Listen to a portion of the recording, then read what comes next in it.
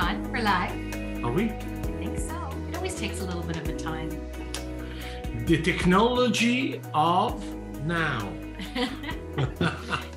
Welcome, everyone, to another Anita and Dario Adventures, where we inspire you to live your life around food and travel. And we're so excited to have you here today. Today, we have John Nadeau. And John, I guess we met last summer. Oh, yeah, live your life. Oh, live your life. That's important. Yeah. Okay. So today we've got John Nadeau here, and he's with Domaine Cuelas Winery in Niagara. And we had a chance to experience some of the food they have there, some of the wine pairings. It was quite delicious. Yeah, I mean, it was, I don't want to say the word surprising because we know how good they are. But, you know, we had an opportunity, obviously, to spend some time with an old friend of mine, Chef Jean-Pierre Chalet, which is, I consider still one of the best French chefs in Canada, bar none. And by going visit him, we discovered Cuelas, and the wine are absolutely phenomenal. And but John is quite of an amazing entrepreneur, I would say, big wine connoisseur. Then he will really kind of tell us a little bit about the story about what Cuelas is all about, the type of wine they have. I actually felt, I don't know, I think we were talking on the way back. As soon as you get into the state, you feel like you're in the south of France. You do. It is. You know, yeah. and it's this little beautiful omelet in Niagara on the lake, and it's just breathtaking. So. Yeah, you wouldn't expect it. You're going down these little quiet roads and that, and all of a sudden there it is, and it's really quite a gem that we explored and we were able to find. So today, you're out for a treat. Today at the end, we're also going to announce a special offer that we're going to be giving to our members. So we're excited about that. So listen through. And now for John Nadeau. Can you come on, John? Drum roll. JP Nadeau. Ole. Hey. Ah, look at it. Did you like that? The drum roll? Thanks so much for joining us today. We're really, really excited to have you and to see you again. Well, even though it's virtually. Well, it's great to see you all as well. And yeah, that was a great afternoon we spent back in the summer. Oh my God, what a great day. Absolutely. Yeah. That pizza oven was quite something. You know, it was all kind of happenstance. You know, it just kind of happened this summer. We just added this, and we added that, and then we were just going to get some pizzas, and then we added some duck confit, and then of course we have a duck confit. And then someone asked if they can have the tartare, and I said, "Oh my God, you know JP's tartare is world famous." So then they go the tartare. So now we have the tartare on the list. Then what wine goes with the tartare? Then we have the wine with the tartare. So boom, boom, boom, boom, boom. Just kind of snowballed, and that's what we do. You know, that is what Domaine Cuelas is all about. Oh, Cuelas, is that how you say it? It's kind of like Quebec, you know, Q-U-E, you know, it's Cuelas. And Cuelas was, the reason why we're called Cuelas is a good story, is that Cuelas was a Sulpician priest. And if some of you read way back, you know, the Da Vinci Code, it all happened around l'Église Saint-Sulpice in Paris. A little bit more modest than the Jesuits. So he was sent by the king to New France, which was Quebec back in the 1600s, to bring religious studies as well as French to the Iroquois, you know, and to just sort of, you know, get them to come into the church. Well, he didn't really get along with the Jesuits, who didn't really feel that everybody was that worthy to come into the church as much as Cuelas wanted to. So after a while, he left, went back to France, came back, and then on his third mission, he decided, I got an idea. I have to go back to France, but I'm going to send 2 of my missionaries up the St. Lawrence towards the Great Lake, and I'm going to set up a mission. And we're going to go find the Iroquois. We're going to go find, and then we're going to bring what we intended to do in Quebec up the St. Lawrence. Because as we know, even though the St. Lawrence goes north towards the Gaspé, that's the lower St. Lawrence. Upper St. Lawrence is going towards the Great Lakes. So history has it, and I wasn't there, is that in the late 1650s or 60s, although I do look old today, is that they had to make wine for mass. So they were maybe the first to make wine from the indigenous grapes along Lake Ontario that was in the area of Prince Edward County. So, summarize why we're called Quélouse. French of origin, our style of wines. Quebec-based, which is where he was when he made this, he had these ideas. We're a Quebec-based company, but he had to make wine in Ontario. That's what we do. So that's why it's called the Domaine Quélouse. What a great story. And thanks for correcting us on that, because I would not have known that. And that's really important. What a great story. And you know what? There is a story around everything. And I'm glad you actually told us, because, you know, it's not just a great wine. There is a story about, you know, there is a story to tell. I think that's what everything, you know, everything is about the story, but can't just be about the story. It can't just be about the wine. It can't just be about the label. It can't just, it's the soul. And what we tried to create here at Quélouse is that there's a soul to the place. When you're describing the whole feeling coming here, that's our brand. You know, the brand's got to travel through everything you do, through the service that you're giving people, to the wine, the beautiful label, nice bottle, heavy, all that stuff. That'll sell the first bottle. The liquid sells the second bottle. And what makes people want to come back is a service around that bottle. And then you want them to, you know, you want to evangelize the consumers that when they leave here, they're telling stories like you are. You're inviting me because you became an evangelist in theory of Quélouse. Now, I'm not saying that to, it's not arrogance, you know, because I don't believe in the arrogance of wine, but I'm quite confident about what we do. Yeah. And you know, in the old English expression, the proof's in the pudding. You know, and you can say all you want, you can do all you want, you can have the most beautiful, but if the wine is not up to par, but if everybody comes to get the wine and the service is poor, people just not going to come back. Because the proof's in the wine. The proof's in the wine. The proof's in the wine. That's right. The proof's on the grape. Yeah. Well, I don't know. I mean, it's so there is an history about, everybody will tell their story about their winemaking, and what differentiate where you are and the habitat that you growing your wine, your vines, and your grapes and all that. What is so special about it? What is so, because I mean, to be honest with you, there was no one wine, and we had few of them that were absolutely phenomenal, but distinctive. And it was good, the pairing that you did with it as well, right? Yes, yes. Well, I mean, again, it all starts with the liquid. First thing you need to do is you have to have great soil and great growing conditions. Right. Because you can't just grow anything anywhere, you know. Try to go grow a palm tree in the Yukon probably won't work, you know. So it's all about terroir, soil, and you have to have the right environment. So first thing you do is you pick, you know, where you're going to do this. And then once you have that, then it's the cultivation of your vineyard. You know, at Quélouse, we don't believe in anything else but organic farming, even though we're not certified organic. It's just the right way to farm. You know, I like that. And so it starts in the vineyard, starts with your yields and the attention that you put on your vineyard. The soil is really important. Terroir, as you know, terroir is the only French words that the Anglophones figured out how to make more complicated in English than in French, because usually the other way.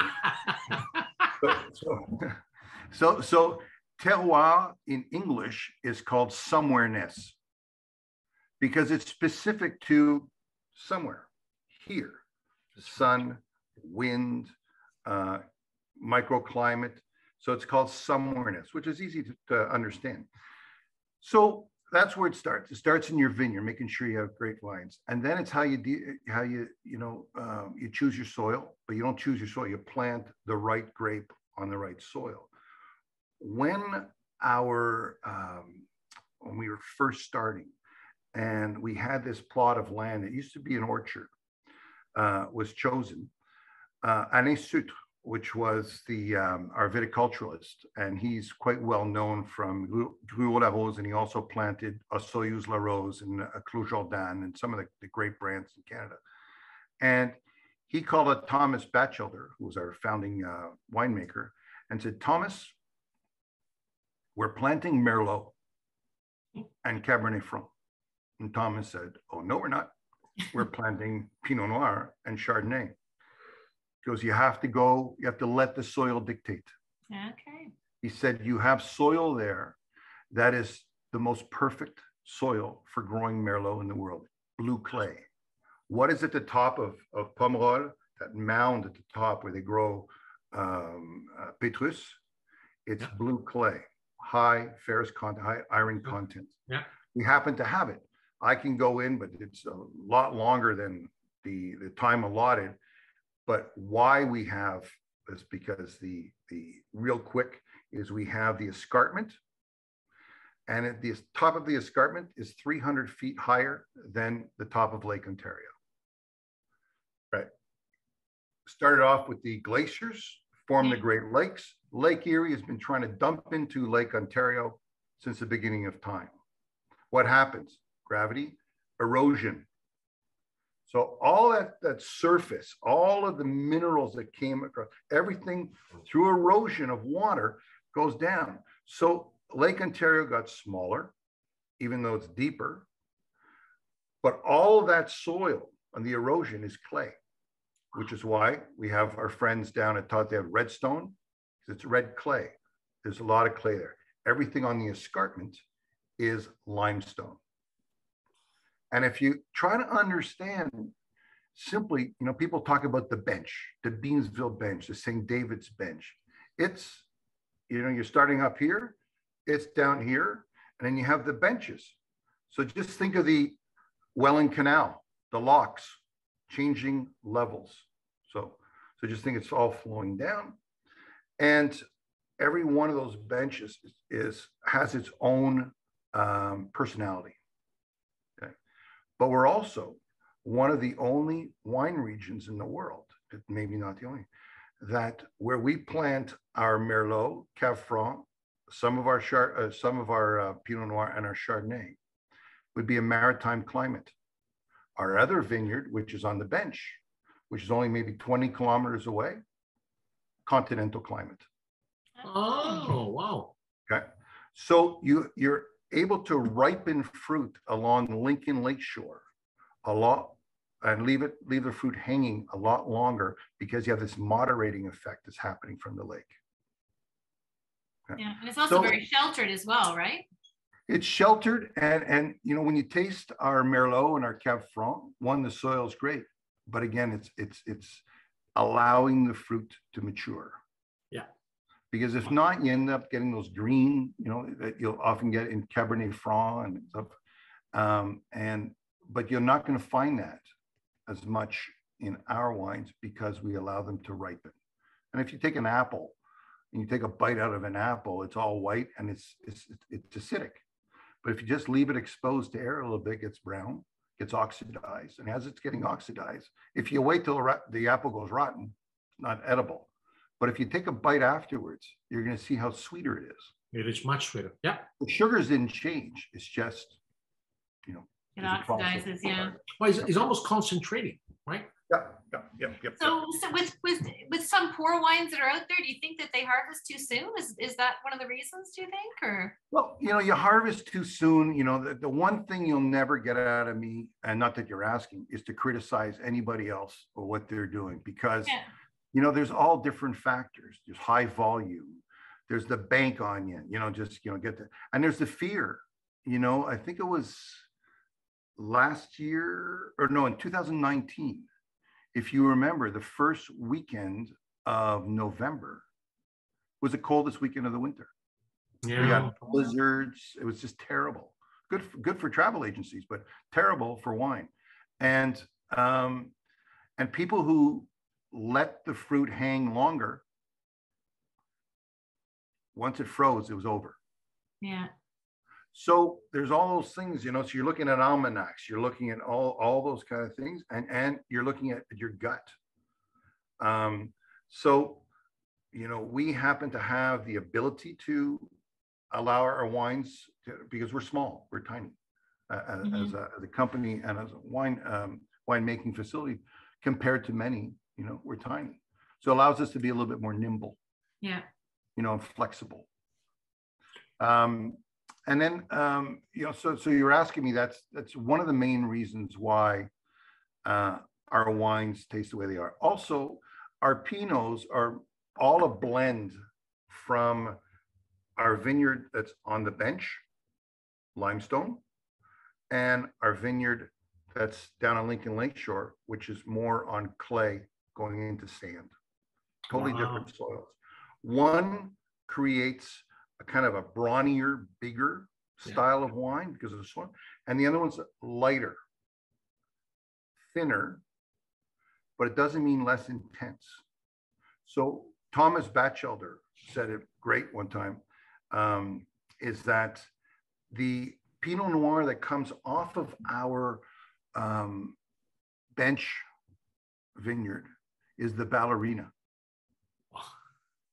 Slight, lighter, but if you're to measure the core strength of a ballerina, it is much stronger than that of the football player.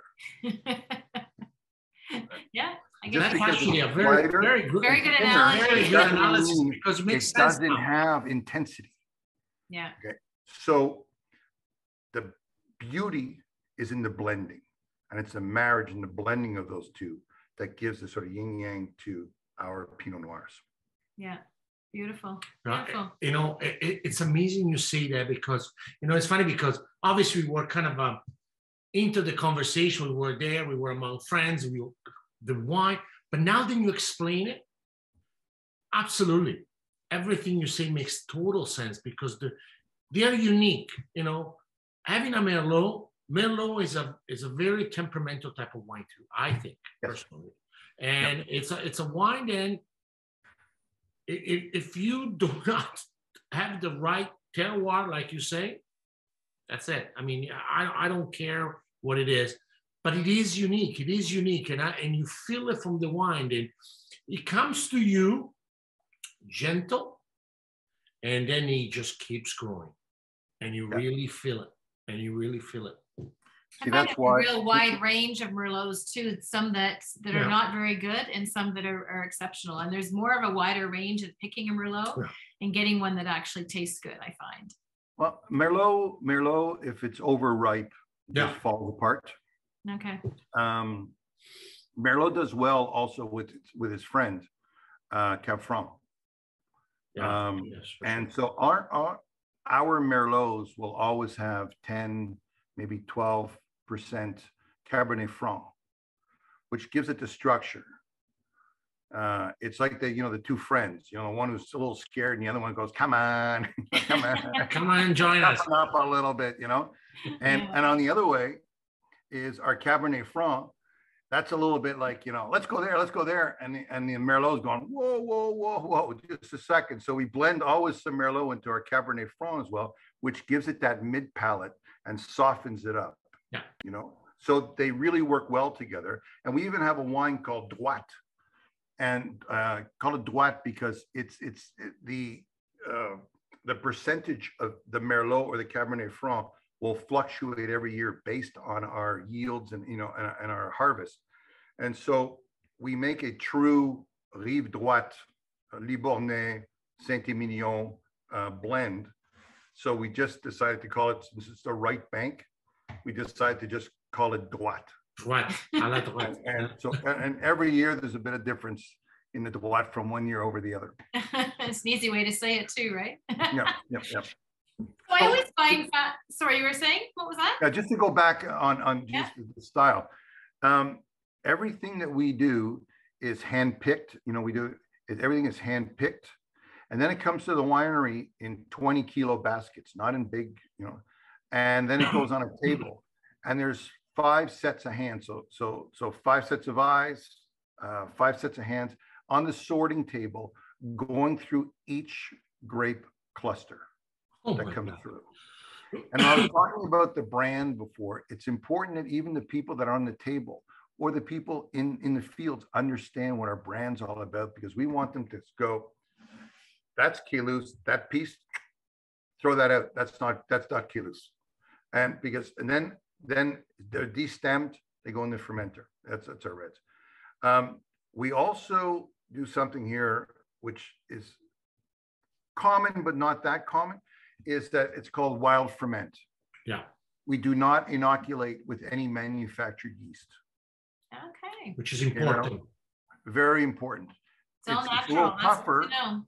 You know, because Kelly, our winemaker, our head winemaker, Kelly Mason, says that when you bring in the Chardonnay and you're doing wild ferment, it's like when all the Chardonnay comes in, it's like the first day of school in kindergarten. They're all polite, they're all nice, the parents are there and everything. And then you sort of start separating them. You start separating them after a little while, and you got 40 barrels, and this one cries all the time. This one doesn't want to do anything. This one misses home. And now you've got these 40 individuals as opposed to all these great kids that all showed up in their bow tie and their nice dresses in the first day. So that's kind of the same thing with our Chardonnay. And then they all go, but they all start their fermentation at different, because barrel fermented, they start their fermentation at different times. So it's a lot of work for the winemaker because they have to be here all the time because you got to be on top of it. But that's what gives you the complexity in all of our wines. Because if you inoculate with a certain style or a certain brand of yeast, it'll just always go in that direction. But when you start your fermentation process naturally with indigenous yeast, which is on the grapes, on the skins, in the air, everything, well, then you get the complexities that come with our wines as well. Yeah. Tony Asper, I think you know Tony. Tony yeah, Asper, oh, yes, wine writer. He said, Kelly Mason and Brooke Husband, which is her assistant, are not only great winemakers, but they may be the best wine midwives I've ever seen. I said, what do you mean? He goes, they just watch the process happen and make sure nothing wrong happens. Wow. That's the wine makes itself. Yeah. And that's what more people need to do, because there's so much process and change of how it's supposed to be. And then it makes, like you said, you do organic naturally, right? That's and right. That's just the way the process is, and it would, and it should be. But one thing you said, and it's very important, John, you said, we are not certified organic, but we do organically anyway. Yeah, that's what I'm saying, yeah. But it's how important the passion into the product. The product is just going to be done naturally, and the effect carries on. Okay, if you stay consistent and you let Mother Nature do the natural product, and in this case is wine. But you're looking, for example, one of the most natural product in food, for example, that would be Parmesan cheese. Well, Parmesan cheese is natural, okay? There is nothing else in the simple cheese. It's 2 different milk. One on the night before, the other on the following day, and they're done naturally. No. In wine, what you guys are doing, it's very hard, because like you just said, you need to consistently check it every single day. But the outcome, the terminal outcome, it's majestic. Mm-hmm. It's majestic. And it really proves on the wine, because, we love our wines and we appreciate our wine. I'll tell you one thing, we got some wine from you guys, and the most amazing thing, for our viewers, we were so amazed how many people just came down there for lunch and then order their wines for their homes. Cases of wine. Cases of wines. I'm like, oh my God, oh yeah, we just ordered 20 cases of this, 20 cases of that. It's quite incredible. And the way the system is so effective, because the quality and a lot of the people that are coming there, quite well-known wine connoisseur, they know the quality is there. What we tried to create here, and I'm a native Quebecer, but I've been in Ontario for a long time and been in business in and around the wine business since the mid 80s. And I've watched the development of the Ontario wine industry, at least since the mid '80s, and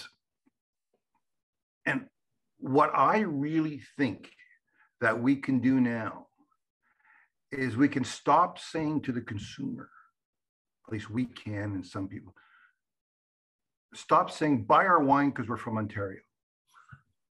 What I want to say is buy our wine because it deserves to be in your cellar. And by the way, we happen to be made in Ontario. Yeah, I love that. Yeah, that's very important. So it's not pushing the patriotic thing. It's more pushing that, hey, try us. I do wine lists. I just did one for a restaurant at the airport. And they're saying to me, you know, we want to be exclusively Ontario. I said, you know what? Thank you. But don't do that. Because I can tell you that our wines want to be on a list with other international wines. Yeah. We don't want to be forced upon anybody. And we want to earn our spot in that list. And I want to have that person leave on a flight, go home to where they, you know, and say, it's incredible, this wine that I tried. You got to try it. And they say, well, did you, they go, no, there was all these other wines from all over the world, but there was an Ontario wine on there that I tried that I loved. Yeah. And that's, I think, where our industry, to be taken seriously around the world, we have to be ready to say, game on. Yeah. I don't want to just be in a tasting in the Canadian category or the Ontario category. No, I want a wine to be in the world category. We earn it or we don't. We live by our sword, we die by our sword. Yeah. You know, and let's go. And I think that's, you know, we were chosen. We did a tasting in London a few years ago, and then when the G7 went to Quebec, I got a call the night before. It was on the Friday, and they said, do you want a copy of the menu? I said, what do you mean? What menu? And it was someone from the Department of Protocol in Ottawa. They said, well, Domaine Quélouse Pinot Noir has been chosen to be the red wine at the closing lunch of the G7 summit. Wow. And I went, wow. And I said, it's the first time we've chosen a red from Ontario. Always, whenever we did these sort of things, we chose a white from Ontario and a red from BC. It's the first time that we did a red from Ontario and a white from BC. Wow. I mean, that has to do with climate change and a whole bunch of things. Yeah. But what an honor to be, you know, to have our wine served to Macron, you know, and for have him taste Pinot Noir, very Burgundian in style, that's made in Ontario. Yeah, that's beautiful. Yeah, you had the G7 at your restaurant. Yeah, I did. Yeah, and these guys, and they know their wines. They really know their wines. Yes. Well, gentlemen, we have 2 minutes left. That's it. So my question to you was, I don't know if you can do this in a couple minutes. You know, I find wine is such an interesting and complex thing, but with your lineup, what do you recommend with what type of meal, and what would you recommend with something that would be just more like a casual wine to drink? Could you give that and sum that up? Yeah, sure. Casual, you know, I think Cabernet Franc is the grape variety of the future in Niagara. It grows nicely. It's got different characters from where it is in Niagara, and it's not as temperamental as many of the other grape varieties. Merlot, beautiful. Merlot hates winter. You know, if Merlot could be a snowbird, it would be. You know, take off and come back in, you know, when it's tax time. You know, I'm a Merlot. That's right. You're a Merlot. Chardonnay. We are actually making some of the great Chardonnays of the world, which is why the I4C, which is the international summit on Chardonnay, happens here every summer. Ironically, it's called a cold climate here, and it always happens on the hottest day of the year, which I don't know why that happens, but it is. And so Chardonnays are great. The Chardonnays are very versatile because you have from the stainless steel unoaked, but they have great body. Again, because of the soil, because of everything that we have going for Chardonnay here. Great food wines. The Pinots classic. Pinots need to be a coulis. They don't need to be a jam ever. You want to be able to taste the raspberries, taste all those things, but you don't want to jam. So when you're starting to get the warmer climate Pinots, they're a little bit too big. It's all about finesse. And the finesse goes with finesse food. The way I marry food and wine, just to close up on, is like boxing. Heavyweights fight heavyweights. Lightweights fight lightweights. Yeah, You can have the world champion, flavor. the world champion lightweight. If he goes into a ring with like a schlub of a heavyweight, he'll probably lose just because the weight's too much. So always marry your food and wine, just thinking, and don't, there was remember Joshua Wesson wrote the book back in the 80s called Red Wine with Fish. Yes. Take all the rules, throw them out. Taste, but the most important to remember, heavyweights fight heavyweights, middleweights, lightweights. Yeah. In every competition, boxing, MMA, whatever. And that's the way you should be pairing your foods and your wines. Yeah. And I find, like you said, throw everything out the window. I know that we were in Niagara at Treadwell and they recommended this red wine with a fish that I had. And I was first totally shocked. And the sommelier had picked it. And it was one of my highlight moments. It was just, it brought out the fish, the wine. It was just, and when I smelt it, I thought, this isn't something that I'm going to want. And it was just unbelievable. So it is true to think out of the box. And sometimes people have different ideas of what that would taste like than others as well. Yep. So it's good to try more wine, try more food, and experiment, I say. Yeah, absolutely. We did Pinot and halibut here last week. Yeah. You know what? That is my favorite combination. And I think it's a perfect combination if you really think about it. Okay? Because it's kind of a unique fish and Pinot just fits perfectly with it. We should get a group to come on down to visit you guys. Yeah, definitely. Well, definitely. You're always welcome. And speaking of wine and food, the special that, when you're asking me, and we found this little company, which is right across the street from our vineyard on Mountain View Road called Provisions. And we saw the evolution of this company just starting and just being at the local markets fair. And now you see their products kind of all over the place. And we're happy to sell them. They have savory shortbreads as well as sweet shortbreads with Christmas coming and everything. So with any order that comes in of 3 bottles or more, that we, just because we want to share our love for this product, we would like to include either the Provisions products with the order. That's great. That's awesome. That's awesome. That's great. That's really, yeah, really because good. You know what? A rising tide floats all boats. So for all the industry does great things here, I think it's important that we all share what we learn. Super. What we find. Well, thank you so much for joining us today. Like I said, these interviews are always too short. There's always so much more information, so we need to probably do another one. It's hard to get a Frenchman to talk under a half hour. Yeah. And I'm sitting on my hands. Yeah. Well, thank you so much for joining us.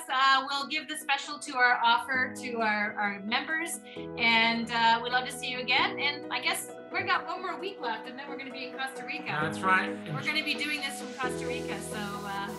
And if anybody needs to reach me personally, it's john.nadeau@kelus.com. Super. Feel free. Awesome, John, you hospitality enjoy world. I love hearing from everybody. Okay. Awesome. Thanks so Thank much, you for the opportunity, guys. John, and Merry Bye, Christmas. John. Thank Happy you very holidays. much.